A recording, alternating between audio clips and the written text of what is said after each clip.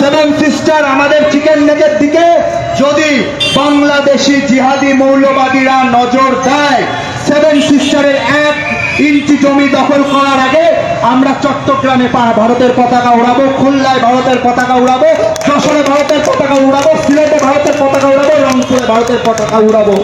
বাংলাদেশকে গাজাপট্টি বানিয়ে দেবো। বাংলাদেশ বলে আর কোনো দেশ থাকবে না।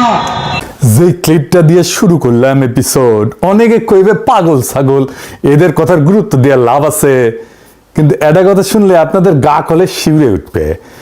ইন্ডিয়ার একজন সাবেক জাতীয় নিরাপত্তা উপদেষ্টা বোর্ডের সদস্য, যে লোক ইন্ডিয়ার পরমাণু নীতি লেখার দলে ছিল, সে প্রকাশ্যে নিজের নামে লিখে দিছে বাংলাদেশের রংপুর বিভাগটা ভারতের দখল করে নেওয়া উচিত। কি ভয়ঙ্কর কথা! কোনো রাগঢাক নাই, কোনো ইঙ্গিত না, সরাসরি শিরোনাম লিখেছে। দেখেন, ইংরেজি যেহেতু লিখেছে ঠিকই লিখেছে না। বাংলাতে হচ্ছে যে শিলিগুড়ি করিডোর চওড়া করো, বাংলাদেশের রংপুর বিভাগ দখল করো। চিন্তা করেন কি হইতেছে। আর আমগারে সরকার বসে বসে আঙুল চুষিচ্ছে। আগে বুঝে নেই চিকেন নেক জিনিসটা আসলে কি, শিলিগুড়ি করিডোরটা কি। আগে শুনেছেন, তাও আবার বলি, শুনলে তো অসুবিধা নাই। এটা একটু দেখান ম্যাপে।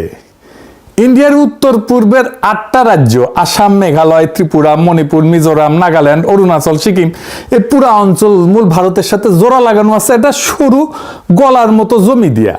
নাম শিলিগুড়ি করিডোর বা চিকেন নেক। ডাক নাম হইতেছে চিকেন নেক, মুরগির গলার মতো আর কি। কত সরু জানেন? সবচেয়ে সরু জায়গাটা 20 থেকে 22 কিলোমিটার। এই সরু গলাটার এক পাশে নেপাল, আর এক পাশে ভুটান, আর নিচে বাংলাদেশ, আর একটু উপরে চীনের চুম্বি উপত্যকা। এই গলা যদি কেউ একবার চাইপা ধরে, ভারতের 8টা রাজ্য মূল ভারত থেকে বিচ্ছিন্ন হয়ে যাবে। এক কোপে মাথা আলাদা। এই কারণে ইন্ডিয়া এই করিডোরটা নিয়ে সবসময় আতঙ্কে থাকে। এই জন্য ইন্ডিয়ানরা একটা ভয়ঙ্কর সমাধানের কথা বলা শুরু করলো। সমাধানটা কি? দুর্বল গলা চওড়া করতে হবে। কেমনে? বাংলাদেশের জমি কাইটা নিয়ে। এবার আসেন ওই লোকের কথায়, যার কথা দিয়ে শুরু করেছিলাম, ভারত কারনাদ নাম। উই কোনো পাগল না, পাগল ছাগল না, কোনো ইউটিউবের গরম গরম বক্তাও না। নয়াদিল্লির সেন্টার ফর পলিসি রিসার্চের সিনিয়র ফেলো, ইন্ডিয়ার প্রথম জাতীয় নিরাপত্তা উপদেষ্টা বোর্ডের সদস্য, পরমাণু এইটার নীতি এটা লেখার দলে ছিল ওই লোক। নিজেকে পরিচয় দেয় ভারতের সবচেয়ে অগ্রগণ্য রক্ষণশীল স্ট্র্যাটেজিস্ট বলে।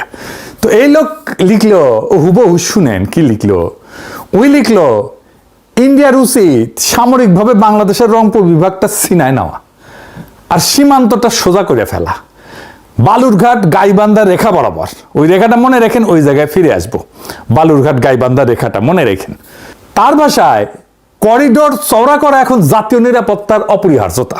কিভাবে দখল করবে? কারনাদ 2টা পথ বলে দিচ্ছে। প্রথম পথ হইতেছে ভদ্রভাবে কিনে নেওয়া। লিখছে, ভারত ইন্ডিয়া ঢাকাকে প্রস্তাব দিতে পারে 16,000 বর্গ কিলোমিটার রংপুর বিভাগটা 10 থেকে 20 বিলিয়ন ডলারে কিনে নিবে। বাংলাদেশের তো 104 বিলিয়ন ডলার ঋণ। এই টাকা দিয়ে নাকি সেই ঋণের বোঝা কিছুটা কমবে। ওই নাম দিছে এটাকে লুইজিয়ানা পারচেজ, মানে আমেরিকা ফ্রান্সের কাছ থেকে লুইজিয়ানাটা কিনে নিয়েছিল ওই আর কি। তো যদি ঢাকা রাজি না হয়, তাহলে দ্বিতীয় পথ সামরিক অভিযান, সোজা বাংলায় যুদ্ধ করে কেড়ে নেওয়া। কিন্তু এর মধ্যে সবচেয়ে ভয়ঙ্কর অস্ত্রটা হইতেছে, সে বলতেছে রংপুর বিভাগে মানুষ থাকে প্রায় 1,80,00,000। কারনাদ এই মানুষগুলোকে নিয়ে কি লিখছে জানেন? লিখছে এই জনগোষ্ঠীকে সামরিক অভিযানের অংশ হিসেবে বাংলাদেশের ভেতরে ঠেলে দেওয়া উচিত। শুধু তাই না, আরো এক ধাপায় বলছে জনসংখ্যা বিনিময়ের প্রস্তাব দিছে। বাংলাদেশের 1,30,00,000 যে হিন্দু আছে, তাদের আর রংপুরের 1,80,00,000 মুসলমানের মধ্যে অদল বদল করে ফেলা হোক। মানে বাংলাদেশ হয়ে যাবে পুরোপুরি মুসলমানের দেশ, আর রংপুর হয়ে যাবে হিন্দুর দেশ ভারতের। বুঝে চাও? ভাবেন একবার, একজন সাবেক রাষ্ট্রীয় নিরাপত্তা উপদেষ্টা প্রকাশ্যে একটা প্রতিবেশী দেশের ভূখণ্ড দখল আর কোটি কোটি মানুষকে জোর করে উৎখাত করার কথা লিখতেছে। আর আমাদের সরকার বসে আছে চুলে আঙুল চুষিচ্ছে। এটা একটা লোকের কথা না, এটা একটা প্যাটার্ন। আসেন একটা একটা করে দেখি, তারিখ মিলায়। প্রথম লেখা 2024 সালের 9 ডিসেম্বর। দিনটা মনে রাখেন। এই দিন ইন্ডিয়ার পররাষ্ট্র সচিব বিক্রম মিশ্রি ঢাকা এসেছিল। এসে ওয়াকারুজ্জামান প্রভুপাদের সাথে গোপনে মিটিং করে গেছিল প্রফেসর ইউনূস সরকারের আমলে। এবার ওই দিনই ওই স্বরাজ্য ম্যাগাজিনে সাবেক এডিটোরিয়াল ডিরেক্টর জগন্নাথ একটা লেখা ছাপলো, শিরোনাম বাংলাদেশের হিন্দুদের জন্য কেন ভারতের দ্বিজাতি তত্ত্ব সমাধানে মনোযোগ দেওয়া উচিত। এই লোক কি লিখলো শুনেন, ওই লিখলো যে ভারতের উচিত গোপনে এবং প্রকাশ্যে যত বেশি সম্ভব হিন্দুকে ভারতের সীমান্তবর্তী বিভাগগুলোতে সরায় আনা, যাতে পরে তাদের সামরিকভাবে রক্ষা করা যায়। আর বিচ্ছিন্ন করার জন্য 3টে বিভাগের নাম বলছে, রংপুর, সিলেট আর খুলনা। আর শেষে লিখলো সবচেয়ে সরাসরি ওই লিখলো যে ইন্ডিয়াকে বাংলাদেশের জন্য দ্বিজাতি তত্ত্ব সমাধান মেনে নিতে হবে, যেখানে দেশের একটা অংশ রাজনৈতিক চুক্তির মাধ্যমে অথবা জোর কইরা কেটে নিয়ে বাংলাদেশের হিন্দুদের বসানো হবে। জোর কইরা বাই ফোর্স লিখছে, শব্দটা ওর নিজের লেখা, আমি যোগ করি নাই। এবার দ্বিতীয় লেখা 2025 সালের 1 এপ্রিল।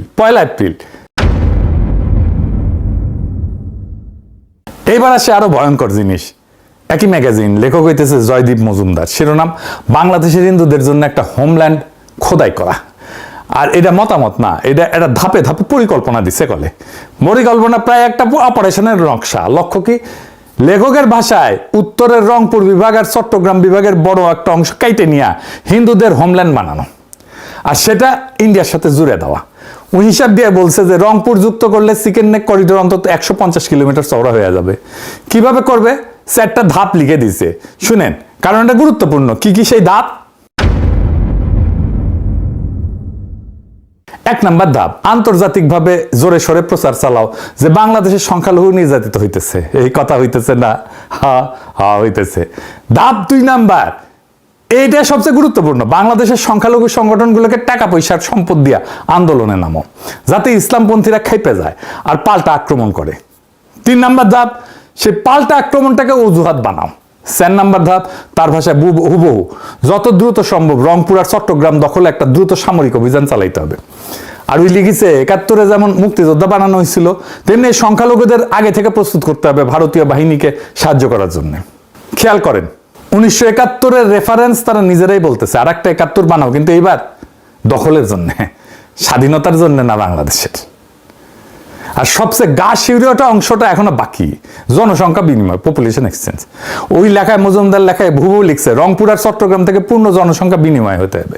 রংপুরের 1,53,00,000 মুসলিম আর চট্টগ্রামের 1,15,00,000 মুসলিমকে দেশের বাকি অংশে সরাই দিতে হবে, যাতে 1,44,00,000 হিন্দু বৌদ্ধ খ্রিস্টানের জায়গা হয়। হিসাবটা একবার ভাবেন, প্রায় 2,67,00,000 মানুষ তাদের জন্মভিটা থেকে উৎখাত, হিন্দুরাও মুসলমানরাও, শুধু ধর্মের কারণে। লেখক নিজেই স্বীকার করছে যে এটা অন্যায্য মনে হতে পারে 2,68,00,000 মুসলিমকে সরায় মাত্র 1,44,00,000 সংখ্যালঘুর জায়গা করা, কিন্তু তারপর ওইটাকে ন্যায্য বলে যুক্তি দিতেছে। এটা কিন্তু আন্তর্জাতিক আইন একটা নাম আছে, সেটা হচ্ছে জাতিগত নিধন, এথনিক ক্লিনজিং। একটা ভূখণ্ড থেকে একটা ধর্মের মানুষকে জোর করে সরায় দেওয়া। আপনি ভাবতেছেন যে এগুলো কল্পনা, জি না, কাজ শুরু হয়ে গেছে।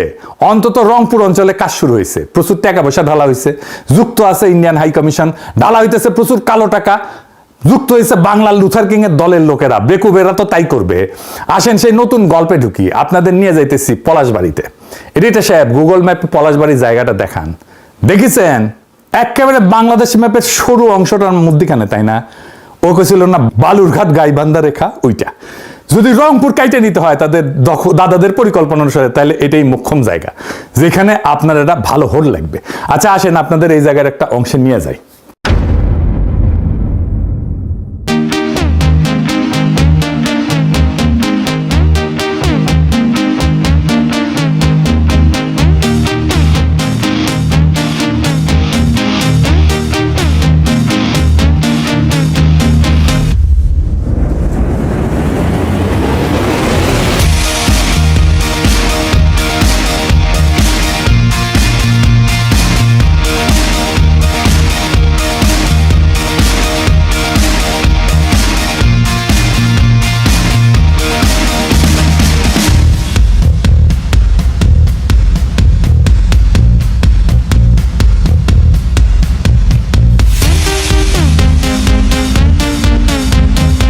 দেখেছেন, এটা হইতেছে পলাশবাড়ির রাধা গোবিন্দ মন্দির।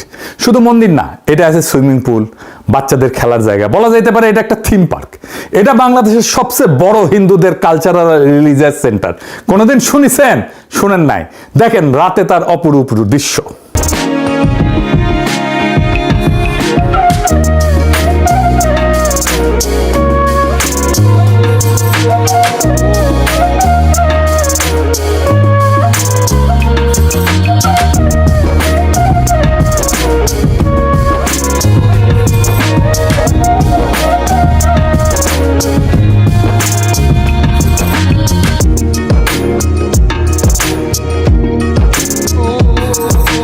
দেখেছেন, ঠিক এই জায়গায় একটা সুবিশাল রাম মুক্তি হইতেছে।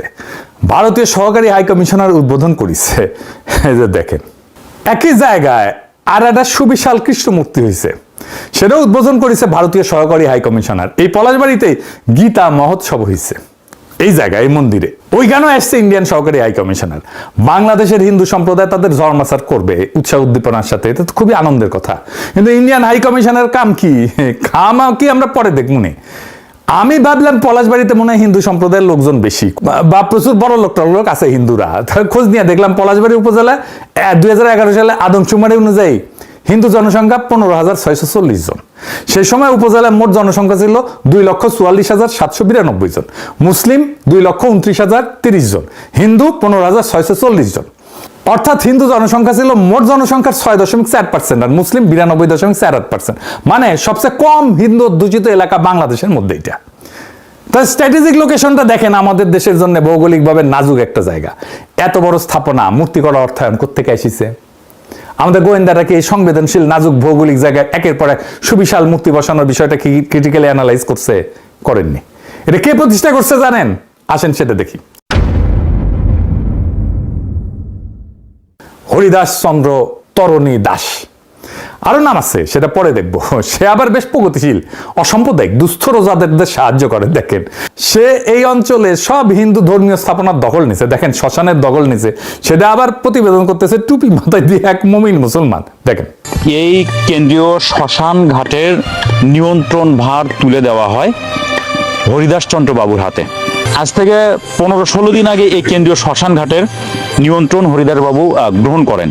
দেখেছেন, বেকাত্তর টিভি আবার নিউজ করিচ্ছে এটা নিয়ে। দেখেন, ভগবান শ্রীকৃষ্ণের বিগ্রহ, আর এটি পৃথিবীতে দ্বিতীয় বৃহত্তম, আর এর উচ্চতা হচ্ছে 53 ফিট। ভগবান শ্রীকৃষ্ণের বিগ্রহ যেটি 51 ফিট এবং আদি যুগে আমাদের যে আছেন 32 ফিট, এবং বিশ্বের সর্বপ্রথম সে অযোধ্য ভারতের মতো বাংলাদেশেই তৈরি হচ্ছে 81 ফিট, যা সারা বিশ্বের মতো প্রথম। এবং এটি আগামী জুলাই মাসে উদ্বোধন হবে। এখানে সূর্য মন্দির হবে 154 ফিট। হ্যাঁ, দেখেছেন, শুধু এই মন্দির তৈরি করতে 22 কোটি টাকা লাগিছে নাকি, আবার অন্য জায়গায় বলে 40 কোটি টাকা লাগিছে। এক মাস যেতে না যেতে বিভিন্ন ভক্তর ফোন আসে, হরিদাস বাবু তুমি মন্দির করতেছ, আমরা তোমার মন্দিরে কিছু সাহায্য করতে চাই। কেউ ইট দিচ্ছে, কেউ সিমেন্ট দিচ্ছে, কেউ রড দিচ্ছে, কেউ বালি দিচ্ছে। এইভাবে হাঁটি হাঁটি পা করে আজকে এই পর্যন্ত ভক্তদের অনুদানে প্রায় 40 কোটি টাকা খরচ হয়ে গেছে। ভালো কথা, টাকা আছে, খরচা করিছে, আমার কি, আমাদের কি, তাই না? কিন্তু যে করিছে তার বয়স তো কম, এত টাকা পেল কই? উই বলে তার নাকি রিসোর্ট আছে, ডেলি 2 থেকে 3 লক্ষ টাকা লাভ হয়। শুনেন, ওর মুখেই শুনেন। এই উৎসটা হচ্ছে আমার একটা রিসোর্ট আছে, এটা হচ্ছে ময়মনসিং শহরে আমার একটা রিসোর্ট আছে। এই রিসোর্টটাতে প্রতিদিন আমার 2 থেকে 3 লক্ষ টাকা হয়। সাইবুর রহমানের ছেলে আছে না, এখন এমপি, ওনার একটা রিসোর্ট আছে, দুসাই রিসোর্ট নাম, বাংলাদেশের হাই এন্ড রিসোর্ট, মানে সবচেয়ে ভালো রিসোর্ট গুলোর একটা। তো উনি আসছিলেন আমার প্যারিসের এই বাসাত, এই দরিদ্রের বাসাতে আসছিলেন, ওই হাসিনা আমলে আর কি। তো উনার রিসোর্টে আমি গেলে যাইতাম মাঝে মাঝে, পছন্দের একটা রিসোর্ট। তো এটা আমি জিজ্ঞেস করছিলাম উনারে, তা আমি বলছিলাম যে আপনার লাভ কেমন হয় ওইখানে? তো উনি কইতেন মাসে টেনে মোটামুটি 50 লক্ষ টাকা লাভ হইতো আর কি। উনি নিজেই বলছেন ঢাকার রিসোর্টে সে 3 লক্ষ টাকা দিনে লাভ করে। হ্যাঁ, ওই মেডিকেল কলেজ করবি, হাসপাতালও করবি। দেখেন, দেখেছেন? আজ এইবার আসেন দেখি সে টাকা পায় কোথায়। আমি নিজে কিছু কমবো না, বাংলাদেশের মিডিয়ায় প্রকাশিত একটা প্রতিবেদন দেখাবো, মাথায় আকাশ ভেঙ্গে পড়বে। আসেন সেটা দেখি। তার নাম হরিদাস চন্দ্র তরণী দাস তৌহিদ, বয়স 34, জন্ম বাংলাদেশে, প্রতারণার শুরু শৈশবে। তবে ছোটবেলাতেই পাড়ি জমান ভারতে, সেখানে সারেন লেখাপড়া, জোগাড় করেন এতিম হওয়ার সনদও। এরপর আবার ফেরেন বাংলাদেশে, প্রতারণা করে ডক্টরেট ডিগ্রিও বাগান। খোদ বাংলাদেশের প্রধানমন্ত্রী শেখ হাসিনাও তার পরিবারের নাম ভাঙানো শুরু করেন। মাননীয় প্রধানমন্ত্রীর নিকট আত্মীয়ের পরিবারের সদস্যের পরিচয় দিয়ে তারা ভুয়া টেন্ডারবাজি করছে বা তারা চাকরি দেওয়ার নাম করে অর্থ আত্মসাৎ করছে। দেখেছেন, ওই হিন্দু না মুসলমান সেটা বড় প্রশ্ন না, প্রশ্ন হইতেছে ইন্ডিয়া থেকে ট্রেনিং নিয়ে আসিছে, গেছিল ছোটবেলায় আসিছে ট্রেনিং নিয়ে, চাইনিজ ট্রেনিং নিয়ে আসিছে, সোনা সোনা চালানের এসির মিস্ত্রি আর সবজি বিক্রেতা ছিল। স্থানীয় সচেতন মহলের প্রশ্ন, 2018 সালের একজন সাধারণ এসি মেকানিক ও সবজি বিক্রেতা কয়েক বছরের ব্যবধানে কিভাবে শত কোটি টাকার সম্পদের মালিক হলেন? ওই থেকে এত টাকার মালিক হয়েছে, এটার উৎস হয়েছে প্রতারণা আর সোনা চোরা চালান। খুন টুনো করে, শোনেন ওর মুখেই শোনেন। আমি যদি তারা মেরে ফেলি বাইরে আলবান একদম মেরে ফেলে চলে যাবো, আমি যখন চলেই যাবো তখন তারা মারি। আর ওইখানে যায় লুথার কিং এর ধর্মমন্ত্রী শামীম কায়সার লিঙ্কন, জামাতের নজরুল ইসলাম লেবু। বাংলাদেশের পলিটিশিয়ানরা কেমন বেকুব, ভালসুনার মূর্খ দেখেন। বাটপারের সাথে ঘষাঘষি না করলে ওদের চলেই না। হাসিনা যারা বাটপার হিসেবে জেলে ঢুকেছিল তার সাথে সে ঘষাঘষি করে বিএনপি আর জামাতের লোকেরা। তাইলে আমরা কি করলাম জুলাইয়ে? মানে এদের বিন্দু মাত্র ডিউ ডিলিজেন্স নাই। উঠে যাচ্ছে সে কি, তার সে কি আমল নামা কি, আমার এটা বের করতে হবে না, আমার এটা বের করতে কয়েক ঘন্টা লাগছে, ওর উঠি বসে থেকে এটা বুঝতে পারে না। তাহলে কি রাজনীতি করে বুঝবার পারিছেন? ইন্ডিয়ান হাই কমিশনার জানে না এটা একটা বাটপার, জানে তাও কেন যায়? আর এটা খুললাম না, এটা বুঝে নেন। কারণ ও তো বাটমারি করার জন্য বসাইছে ওইখানে, ওই টাকা আসবে সোনা চোরা চালানের। আর এখানে কমপ্লেক্স হবে, ওখানে হিন্দু সম্প্রদায়ের লোকজন আসবে, এটা বিশাল একটা ব্যবস্থা হবে ওইখানে। আর তারপরে এক সময় কেটে নেবে। এই তো হাসিনা অ্যারেস্ট করেছিল, ইউনূস সরকার ছেড়ে দিছে, এবার লুথার কিং মাথায় নিয়ে নাচবে। তার সিমটম দেখা যাইতেছে, আমি দেখাই দিলাম। রংপুর মায়ের ভোগে চলে যাবে। আর এইটার জন্য দায় বিএনপি জামাত উভয়েরই। আমাদের এর দুর্ভাগ্য যে কাদের ভোট দিয়া পার্লামেন্টে আনিছেন দেখেছেন রংপুরবাসী। এই এলাকায় আসলে ধরবেন, এদের ছাই দিয়ে ধরবেন। বাংলাদেশের সার্বভৌমত্ব নিয়ে ফাজলামি করলে তার মাপ নাই, টেংরি ভেঙে দিবেন একেবারে। যেই হোক তার ইনকিলাব জিন্দাবাদ।